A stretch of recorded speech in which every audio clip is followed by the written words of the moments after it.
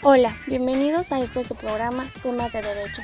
A continuación hablaremos sobre el tema de contratos. Mi nombre es Azucena y me acompañan Nancy, Jesús y Karim.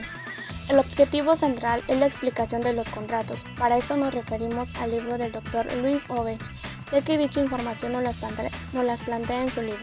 Y para eso abordaremos los temas siguientes: ¿qué es convenio y contrato?, los elementos de existencia de los contratos, requisitos de validez de los contratos, clasificación de los contratos, como el contrato de transmisión de dominio, contrato de transmisión de uso, contrato de custodia, contrato de prestación de servicios, contrato de gestión colectiva, contratos de garantía y contratos de adhesión.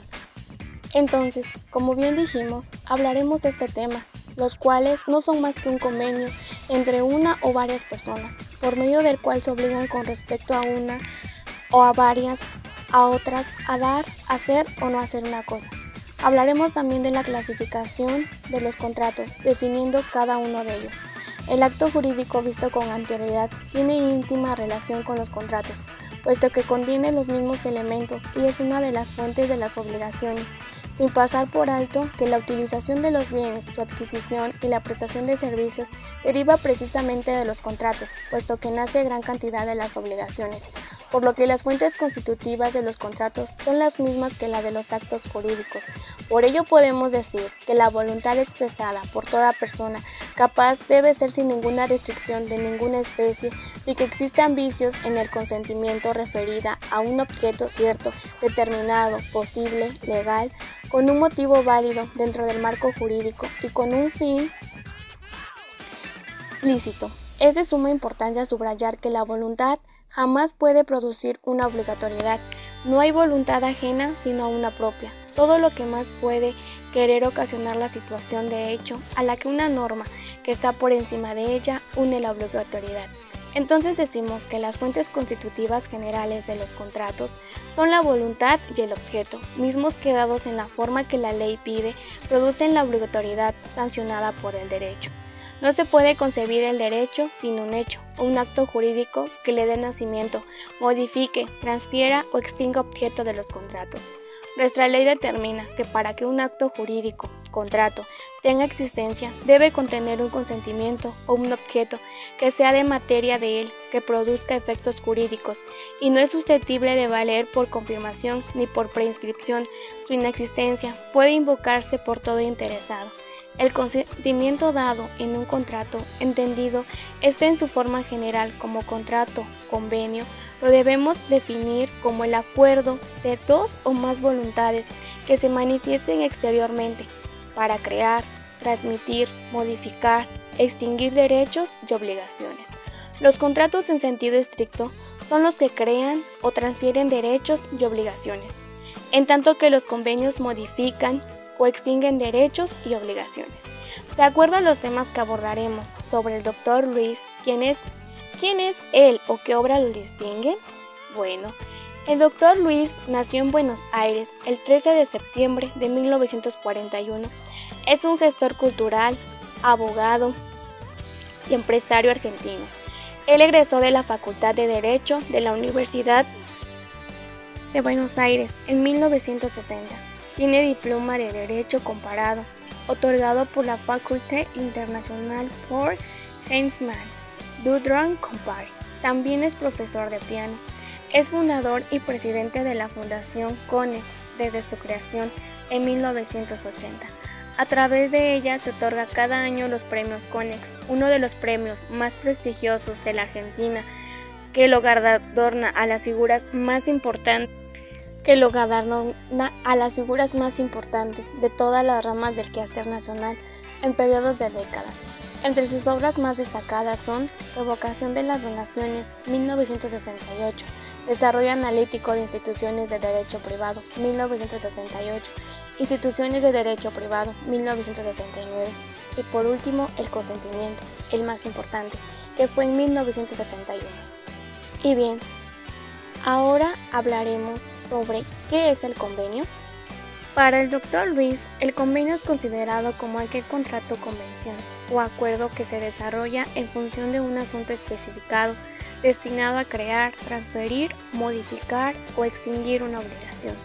Todo convenio supone un acuerdo de voluntades entre dos o más personas sobre cualquier cuestión pendiente de resolver. Los alcances del mismo serán señalados en el convenio, que puede ser de las siguientes formas: tratado internacional, convenio colectivo de trabajo, cualquier tipo de contrato que tiene por objeto recoger la puesta de acuerdos entre dos partes. Los contratos son una especie dentro del género de los convenios. Hablaremos de los contratos, pero según Luis, un contrato es un acuerdo jurídico de voluntades por el que se exige el cumplimiento de una cosa determinada. Se trata de un acto privado entre dos o más personas, partes destinada a crear obligaciones y generar derechos con el género de los convenios. Pero cabe decir, ¿qué elementos del contrato? Sus elementos son necesarios. Para ellos empezaré a hablarles de los elementos de existencia. Por Luis dice que por definición se entiende que sin los elementos de existencia el acto jurídico no puede conformarse. Por ello te hablaré del consentimiento del Dr. Luis. Del término consentimiento podemos señalar dos acepciones. En el sentido etimológico, el término consentimiento proviene del latín cum sentiri, compañía sentir, que se expresa de acuerdo de dos o más voluntades sobre un mismo fin. En otro sentido más restringido, consiste en la adición a una proposición o al asentamiento dado por cada una de las partes a las condiciones de contrato, proyectando una voluntad de producir efectos jurídicos. Pero tenemos que analizar cada acepción. La primera tiene como presupuesto dos declaraciones: la bilateral, integrándose por dos actos sucesivos y siempre copulativos, la oferta y la aceptación, mientras que la segunda es unilateral porque se forma con la manifestación de una sola voluntad. Consideramos luego correcta la primera acepción, pues para que haya contrato se exigen dos declaraciones como consecuencia del acuerdo de voluntades, mientras que en la segunda es una acepción popular insuficiente para nuestro estudio. Ella la entiende en el sentido de aquiescencia, de conceder. No obstante, es común su utilización. Así se acostumbraba a decir: te doy mi contrato o te doy mi consentimiento. Lo emplea en este código en el artículo 1140 en la ley del matrimonio. Si aceptamos que la declaración de voluntad de cada parte emitida con propósito serio de contratar se llama consentimiento, la integración de ambas entonces deberán llamarse acuerdo. Consideramos que el término consentimiento debe estar reservado solo a la declaración de voluntad común y no admitirse el concepto de consentimiento unilateral. Para esto deben utilizarse otros términos, entre ellos en forma genérica el de la declaración de voluntad y de manera específica el de oferta y aceptación. La conjunción de dos formas el consentimiento, pero para ello esta manifestación puede ser de diversos tipos. Las partes tienen libertad para expresar su voluntad. Hay ausencia de formas legales para la explicación del contrato consensual. La manifestación puede ser expresada o tácita, con o sin intermediarios, por medio de cualquier procedimiento por las actitudes presupongan. La forma de expresar el consentimiento podemos dividirla en directa e indirecta, reemplazando de este modo las expresiones que expresa, o positiva y tácita, que utiliza nuestro código. La directa, cuando el contenido del propósito que se lleva a contratar es relevado explícita y directamente, sin la ayuda de circunstancias concurrentes, ya que ésta se expresa por palabras verbales, que son las palabras que pueden ser oídas por la persona a quien se les dirige, o escrita es la declaración por medio de las palabras radicadas o mímicas por medio de gestos o signos, mientras que la indirecta es la manifestación de voluntad, cuando el contenido del propósito no es relevado explícita y directamente, sino que se deduce a ciertas circunstancias concurrentes de la conducta o comportamiento de una persona. La manifestación indirecta comprende a la tácita o implícita. Esta se funda en el principio de contradicción, pues se infiere de actos o hechos que comparten otra explicación, por ejemplo, el conductor de un taxi ante el contrato de labor, y continúa el siguiente elemento. Para Luis es la capacidad. Este se subdivide en capacidad de goce, que es la capacidad jurídica para ser titular de derechos subjetivos, llamada también capacidad jurídica y capacidad de ejercicio. cualidad jurídica para ejercer derechos y asumir obligaciones, sin representación de terceros, conocida también como capacidad de obrar. De igual manera, continúa el siguiente, que es el objeto. Este se refiere literalmente al bien, entidad u objeto físico sobre el cual se elabora un contrato. Este objeto debe existir, aunque también puede haber un compromiso de su existencia en el futuro. Esto suele suceder en los bienes raíces, donde se acuerdan tratos por propiedades que aún no están construidas, pero se da fe de que lo estarán en un futuro. Y la solemnidad, por último, que estos son requisitos obligatorios por la ley para la consecución de ciertos actos jurídicos, normalmente el registro de documentos en entes oficiales del Estado. Un ejemplo de actos con solemnidad son el de los matrimonios y el de los divorcios. Estos elementos del contrato, citados como elementos esenciales, necesariamente han concurrir en todo contrato. Es lo cierto que en determinados contratos, otros elementos como la forma de bien en los elementos esenciales del contrato, por ejemplo, la donación de bienes y muebles, requiere para su validez la formalización de la misma en escritura pública, cuando por ministerios de la ley o por voluntad de las partes se incluyen elementos de estas características. La validez del contrato dependerá también del cumplimiento de los requisitos que le son propios. Pero ahora hablaré de los requisitos de los contratos. Los contratos son obligaciones que nacen de la libre voluntad de las partes, y así queda de manifiesto en los artículos 1254 a 1260 del Código Civil, que establecen las disposiciones generales de los mismos.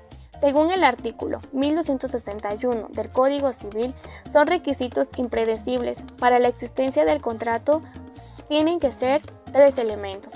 Primero, el consentimiento, ya que es el acuerdo de voluntades sobre la materia objeto de contrato, que se manifiesta por el concurso de la oferta y la aceptación. Lo primero que hay que saber es qué es. Como es lógico, será nulo el consentimiento prestado por error, violencia, intimidación o dolo. Error.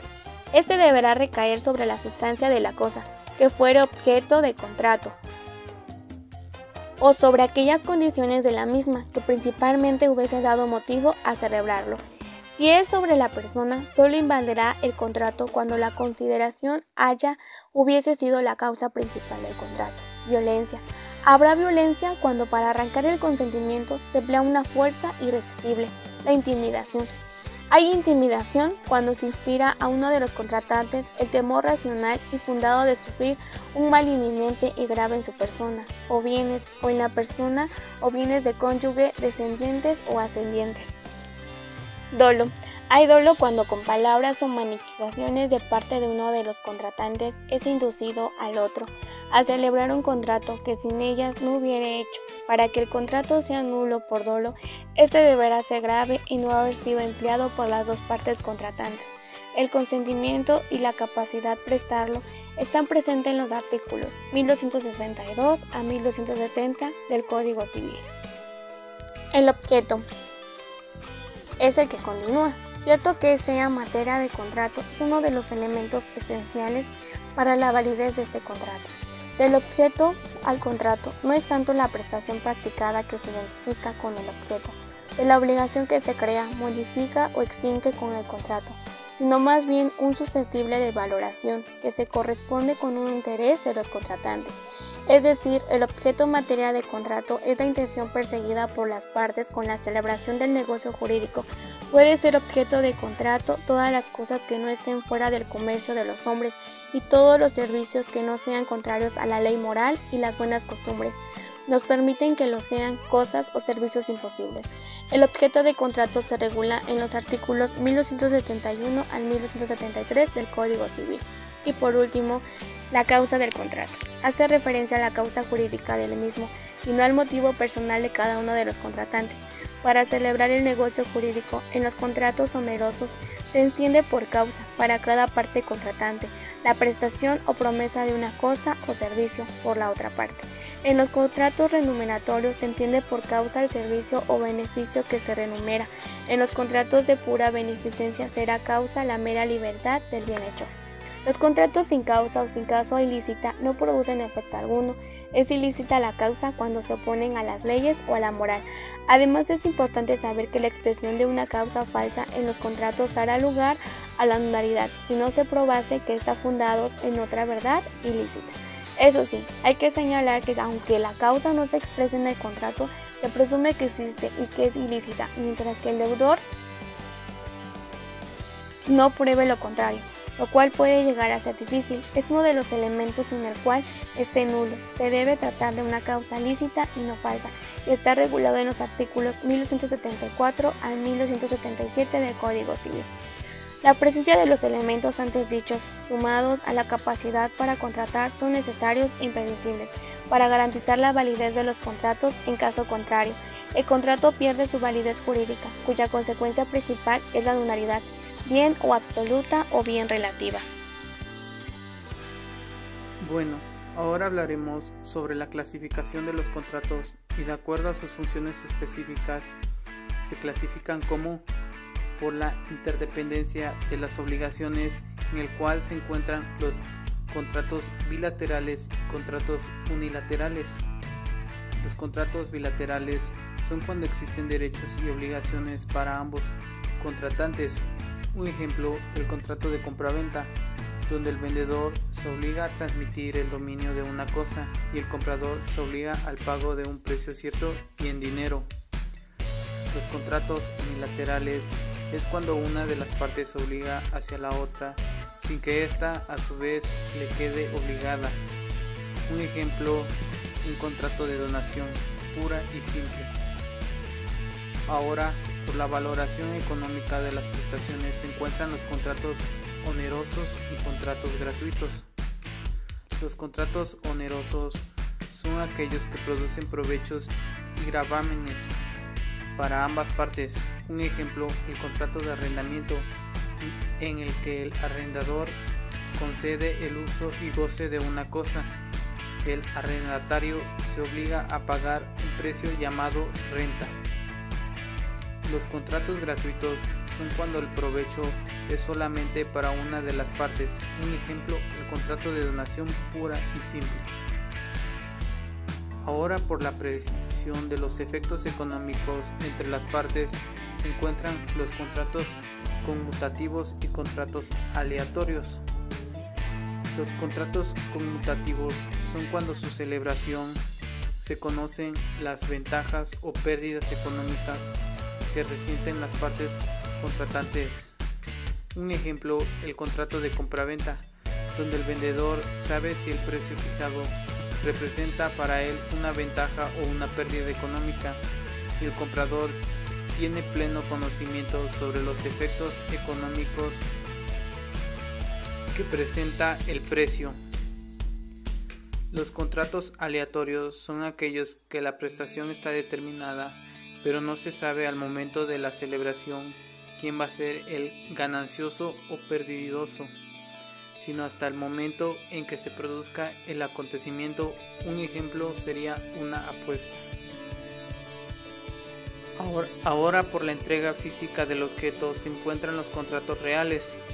Los contratos reales son aquellos en los que para su perfección se requiere de la entrega física del objeto.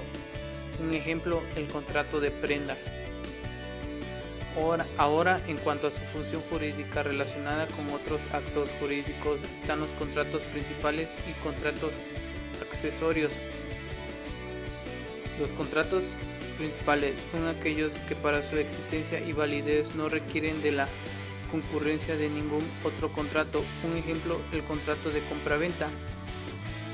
Los contratos accesorios son aquellos que para su existencia se requiere necesariamente de la existencia de un contrato principal. Estos contratos normalmente se constituyen con efectos de garantía. Un ejemplo, los contratos de fianza, prenda e hipoteca. Ahora, en cuanto a su ámbito de temporalidad, están los contratos instantáneos y contratos de tracto sucesivo. Los contratos instantáneos son aquellos a los que por el ámbito de temporalidad en su ejecución y vigencia son contratos que se realizan en un solo acto temporal. Un ejemplo, la compraventa pura y simple, donde el vendedor, por efecto del contrato, le transmite el dominio de una cosa o de un derecho, y el comprador paga un precio cierto y en dinero. Los contratos de tracto sucesivo son los que surten sus efectos a través del tiempo.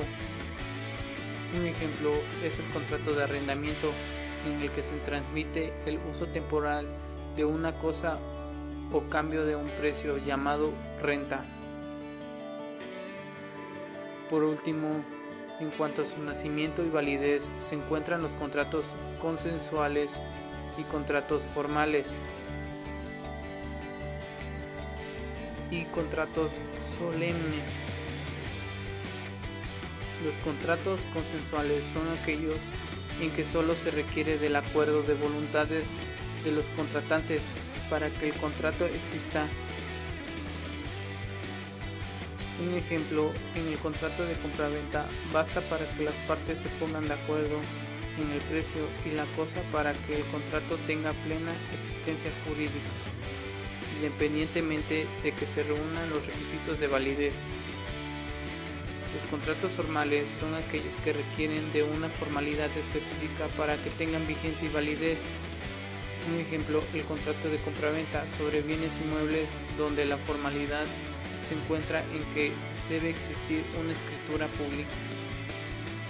Los solemnes son aquellos que requieren de la intervención de la autoridad pública para decretar la existencia del mismo. Un ejemplo, al transmitir los derechos de propiedad de un inmueble.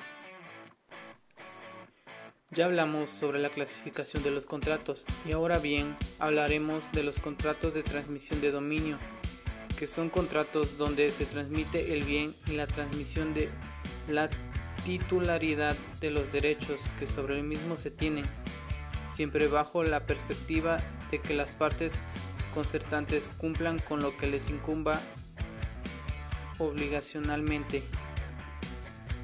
Los contratos que podemos encontrar en transmisión de dominio son compraventa, permuta, donación y mutuo.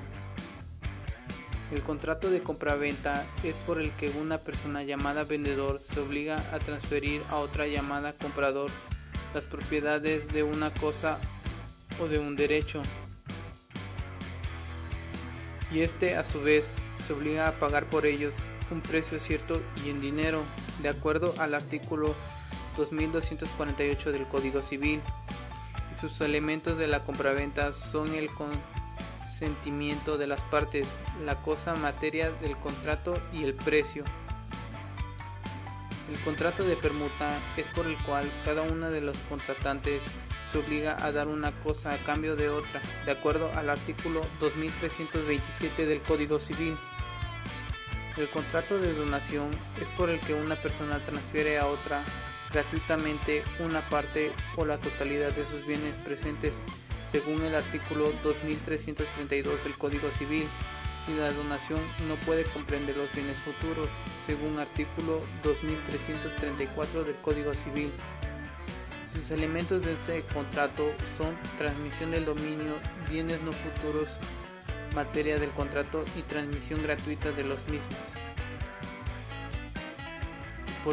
Por último, el contrato mutuo es por el que una persona llamada mutuante se obliga a transferir la propiedad de una suma de dinero o de otras fungibles a otra llamada mutuario, quien se obliga a devolver otro tanto de las mismas, especie y calidad, según el artículo 2384 del Código Civil, y sus elementos son transferencia del dominio de bienes, que dicha transferencia sea gratuita, que los bienes sean consumibles y que se restituyan por otros de la misma especie, calidad y cantidad.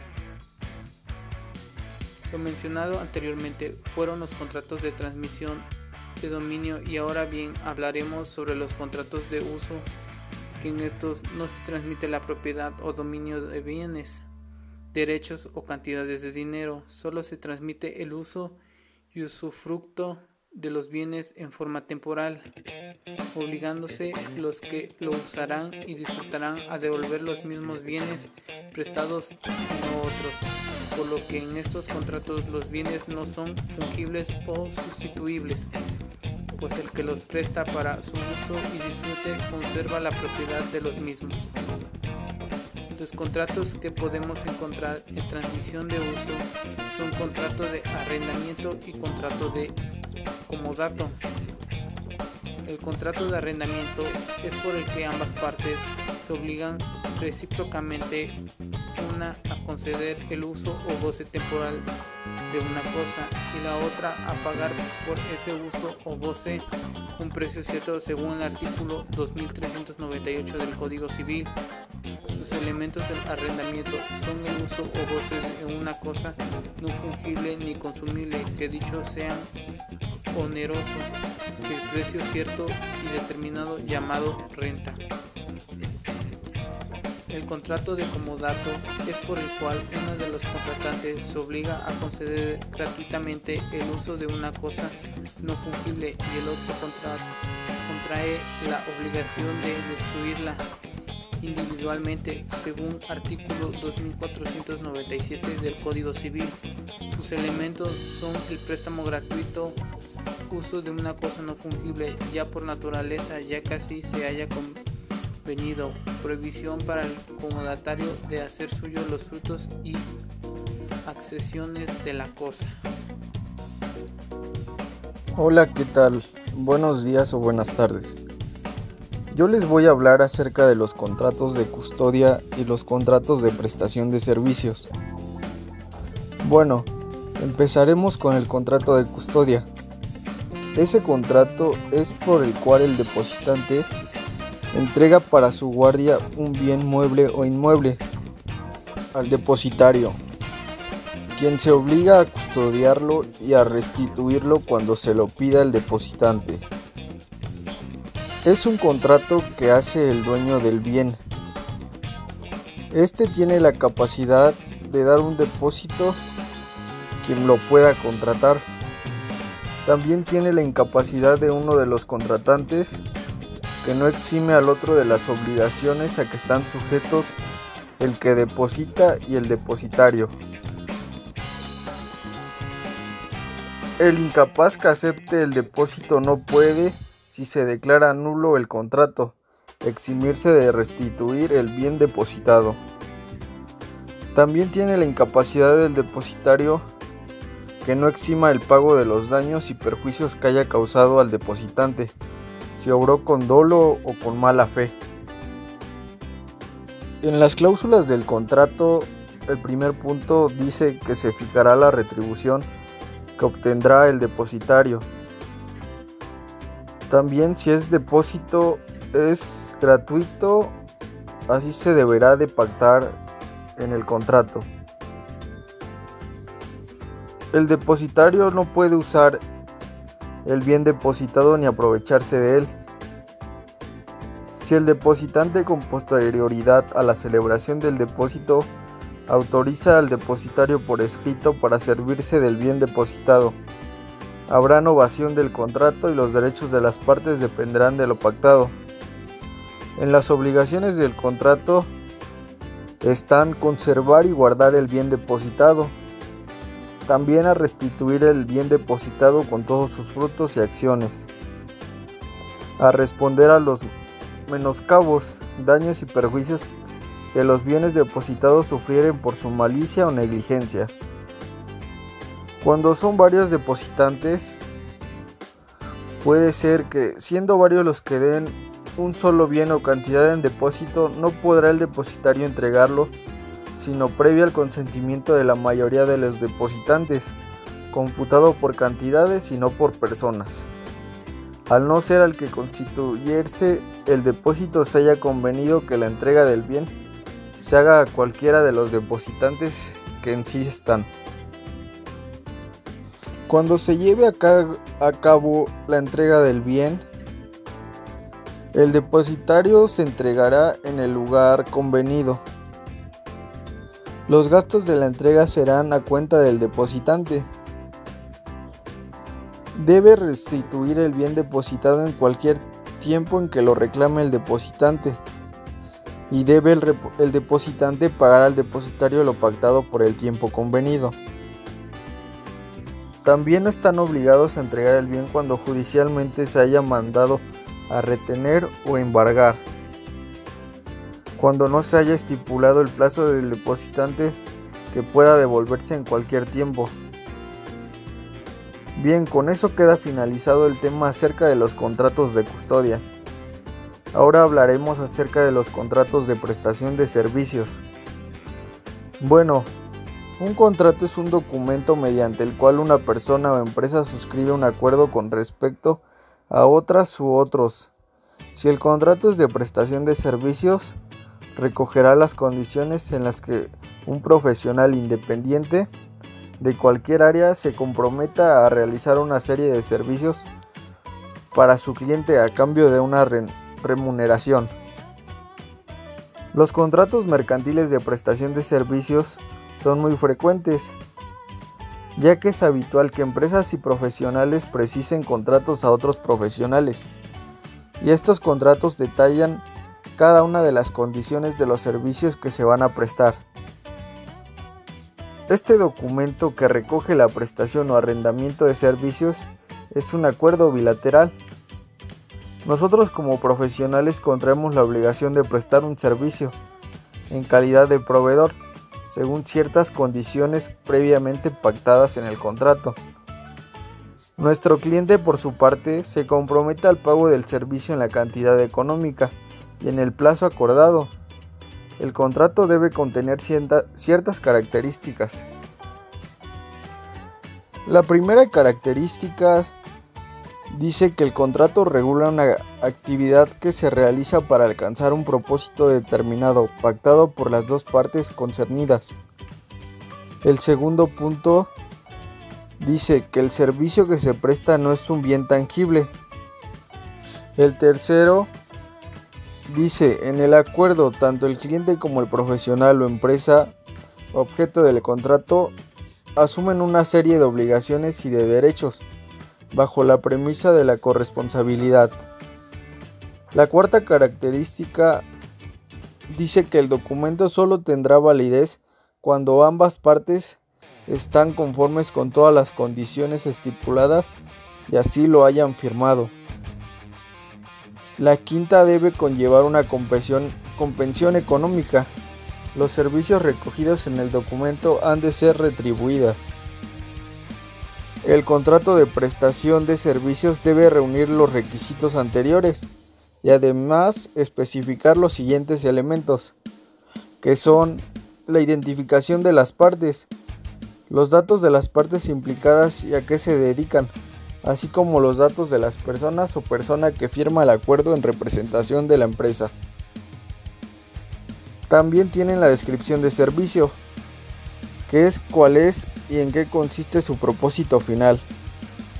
En la duración, que es la fecha de inicio y de fin, si lo tuviera, si se trata de la prestación de un servicio de manera indefinida, es conveniente reflejar las causas y plazo para extinguir el contrato. La retribución, es aconsejable concretar el importe que se abonará por el servicio y sus condiciones del pago, si el monto te incluye impuestos, entre otras cosas. Las condiciones, que son también para evitar posteriores conflictos. No está de más recoger por escrito las obligaciones que deben cumplir ambas partes en casos concretos y en algunos supuestos. El incumplimiento, que es el que deben acordarse las consecuencias que conlleva incumplir las cláusulas establecidas en el contrato. Y las firmas, que son muy importantes. Si el documento no incorpora las correspondientes firmas, carece de validez oficial. Bueno, con esto concluye el tema de contratos de prestación de servicios y mi compañera Nancy les hablará acerca de los contratos de gestión colectiva, contratos de garantía y contratos de adhesión. Y bien, ahora abordaremos el tema de contrato de gestión colectiva, que ésta se divide en dos categorías, asociación civil y sociedad civil. Comencemos con asociación civil. es un contrato por el cual se reúnen de manera que no sea enteramente transitoria dos o más personas para realizar un fin común y que no tenga carácter preponderantemente. ¿A qué me refiero cuando digo que no sea de carácter preponderantemente? Pues no utiliza para calificar a lo que predomina o sobresale entre aquello con lo que se realiza una determinada comparación. Ahora, alguna de sus principales características es que son una persona moral y que constituye la reunión de dos o más personas, porque el objeto de la asociación es conseguir un fin imposible de alcanzar por una sola. Es el verdadero fundamento de la asociación. El objetivo de la asociación es el de realizar un fin común, lícito posible. Las formas de extinción de las asociaciones son las siguientes: por acuerdo tomado legalmente en la Asamblea General, por haber concluido el plazo fijado en el estatuto, por haber realizado cabalmente el objeto social, por hacerse imposible la realización del objeto, para volverse incapaz de realizar el objeto y por resolución dictada por autoridad competente. Como ya lo había mencionado, es un contrato en el que intervienen dos o más personas. Esto hace que los convierta en asociados. A continuación, les hablaré sobre sus derechos y obligaciones. Iniciemos con sus obligaciones, las cuales son: abstenerse de votar en las decisiones que se encuentren directamente interesados en ellos, a cooperar en los términos de contrato social y a acatar y respetar el estatuto social. Ahora bien, sus derechos de los asociados son los siguientes: a separarse de la asociación, asistir a las reuniones que se convoquen, a un voto por persona en las asambleas y a solicitar que se convoquen una asamblea general. Entonces, el objetivo principal de la asociación es conseguir un fin imposible de alcanzar por una sola. Es el verdadero fundamento de la asociación, así como el de realizar un fin común, lícito posible. Ya que quedó más claro sobre asociación civil, continuamos con sociedad civil. La sociedad civil nos dice que se constituye mediante un contrato, por el cual los socios se obligan a combinar sus recursos y sus refuerzos para la realización de un fin preponderantemente económico. A comparación de asociación civil, este sí es de carácter preponderantemente. Sus principales características es que es un contrato bilateral o plurilateral. Es bilateral cuando intervienen dos socios, plurilateral cuando intervienen más de dos. Es un contrato oneroso en virtud que los socios reciben provechos y gravámenes recíprocos, sin constituir una especulación comercial. Y un contrato formal, supuesto que el contrato de sociedad civil deba formularse ante notario público. Ahora, algunos ejemplos de sociedad civil pueden ser instituciones de beneficencia como Caritas, la Cruz Roja, Fundación Favoloro, etc. Clubes deportivos locales o regionales. Organizaciones escolares privadas, como centros docentes o institutos privados. Asociaciones de trabajadores como sindicatos, colegiaturas, etc. Finalizamos el tema de contratos de gestión colectiva. A continuación, el tema de contratos de garantía. Los contratos de garantía tienen por objeto garantizar a los acreedores como la insolvencia de sus deudores. La ley reglamenta tres principales: la fianza, la prenda y la hipoteca. La fianza es un contrato por el cual una persona se compromete con el acreedor a pagar por el deudor. Si éste no lo hace, o sea, el contrato de fianza es un contrato accesorio por el cual una persona se compromete con el acreedor a pagar por el deudor la prestación o un equivalente o inferior, en igual o distinta especie. Si éste no lo hace, las características del contrato de fianza son las siguientes: accesorio, porque no existe por sí mismo, sino que depende de una relación preexistente entre un deudor o un acreedor, salvo algunas excepciones. Unilateral generalmente y bilateral, cuando existe una retribución a cargo del acreedor, así como también gratuito. Oneroso por excepción, cuando el acreedor reporta como obligación retribuir al fiador. Algunos autores dicen que el contrato de fianza se convierte en contrato de seguro. Algunos de los ejemplos pueden ser operaciones de compraventa de bienes o servicios, operaciones de distribución mercantil y exportación de bienes y servicios. El siguiente contrato es prenda. Es un contrato real, accesorio por virtud del cual el deudor o un tercero entregan al acreedor una cosa mueble, enajenable, determinada para garantizar el cumplimiento de una obligación principal y su preferencia en el pago, concediéndole además los derechos de persecución y de venta sobre los citados bienes en caso de incumplimiento. Las partes que intervienen en este contrato son el acreedor, el deudor, que toma el nombre de fiado, y el fiador, o sea, la persona que se compromete a pagar por el deudor si éste no lo hace. El Código Civil afirma que solo se puede constituir contrato de prenda sobre muebles, lo que hace imposible constituir prenda sobre inmuebles, como bienes raíces, sobre fincas y casa. Por ejemplo, se utiliza la hipoteca. U otro ejemplo es que Juan, deudor de Arturo, le dio en prenda su carro para garantizar la obligación. Cuando Juan es deudor moroso, Arturo tiene derecho a que se subaste el carro y con el precio se le pague. En caso de que la subasta no haya interesados, el acreedor prendario también podrá pedir que se le adjudique la cosa en pago de la deuda.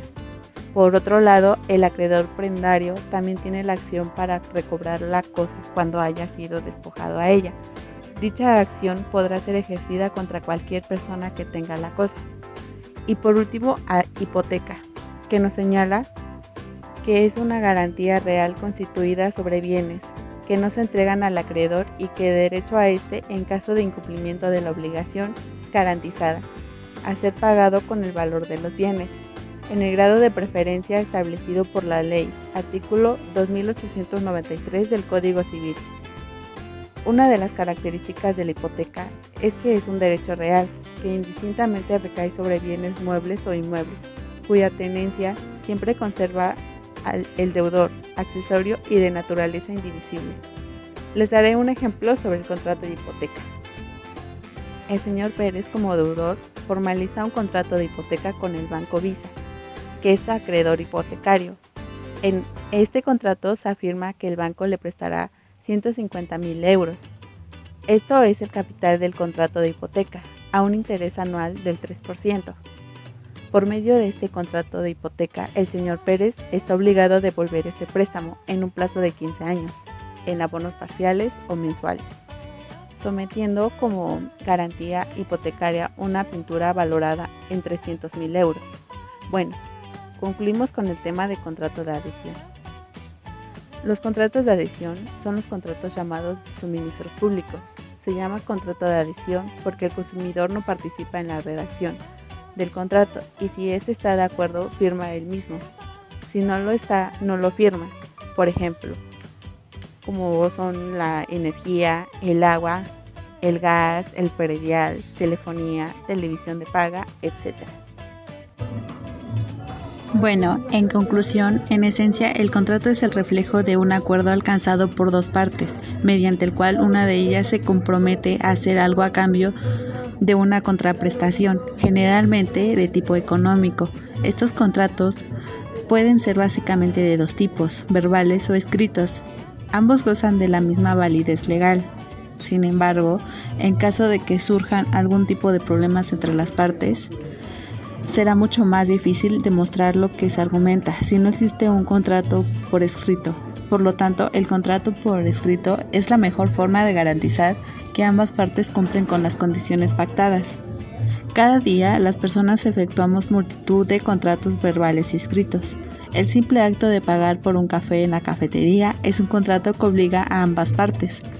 Pasar el bono al subir al autobús es otro contrato. Incluso cuando quedamos para comer con un compañero de trabajo, estamos estableciendo una relación contractual. Conclusión. Después de un examen o de haber hablado de los contratos, llegué a la conclusión de que resulta de gran importancia para los estudios de las ciencias jurídicas el conocer de manera completa y profunda todo lo relativo a los contratos, ya que ellos constituyen la base de toda una gama de actuaciones jurídicas. que se presentan en la práctica y en el hacer jurídico del abogado, porque los tribunales civiles están repletos de decisiones fundamentales, ya que en la teoría de las obligaciones, del cumplimiento de contratos, de ejecución de contratos, violación de contratos, finalidades de actos de venta, radicaciones como de hipotecas. El abogado que desconoce las fuentes, las características, los efectos y las formas de extinción de las obligaciones tendría una gran laguna para el ejercicio de la profesión por ante los tribunales civiles. Por lo cual, antes de iniciar un negocio, debemos preguntarnos, ¿es cierto que si ambas partes son honestas, no hay necesidad de elaborar un escrito? La respuesta es no, pues todo gira a partir de que suponemos que cada una de las partes cumplirá sus obligaciones con la otra. Sin embargo, existe el riesgo latente que no suceda, ya que se da de una manera muy frecuente en la sociedad, por lo que en muchas ocasiones nos negamos a celebrar la firma de un contrato al emprender algún negocio con amigos, ya que tenemos la creencia de que son personas de confianza y que nunca nos van a defraudar. Sin embargo, siempre existe la posibilidad de que alguno de los involucrados no cumpla con sus responsabilidades y obligaciones, motivo por el cual se recomienda protegernos ante esta situación, siendo una manera de hacerlo a través de los contratos. Pero por otro lado, existen muchas razones para celebrar un contrato. Por citar un ejemplo, es la necesidad de proteger ante todos a quienes dependen de nosotros, reconocer las deudas, por asegurar una inversión, etc. Con el paso de tiempo, la manera de pensar de las personas va cambiando, junto con los valores y la interpretación de las cosas, pues la forma en que cada individuo puede entender una obligación difiere de persona a persona, ya que cumplirlas puede modificar también por influencias externas de tipo político, religioso, familiar, de edad, de nivel de educación, cultural, económico, entre otras. Pues los malos entendidos siempre están a la orden del día, y es más cuando existe alguna cantidad de dinero de por medio.